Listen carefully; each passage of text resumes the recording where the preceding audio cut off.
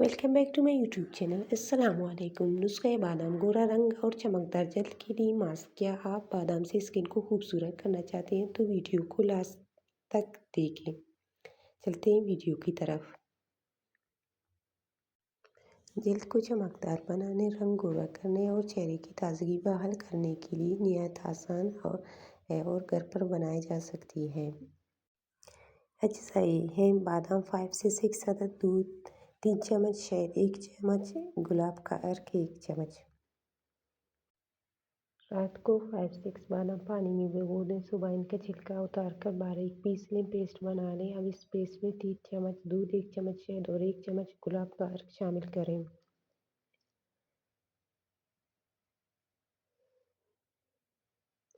सब चीज़ों को अच्छी तरह मिक्स करें। इस मास्क को चेहरे और गर्दन पर लगाएं, 20 मिनट लगा रहने दें, फिर नीम गर्म पानी से धो लें।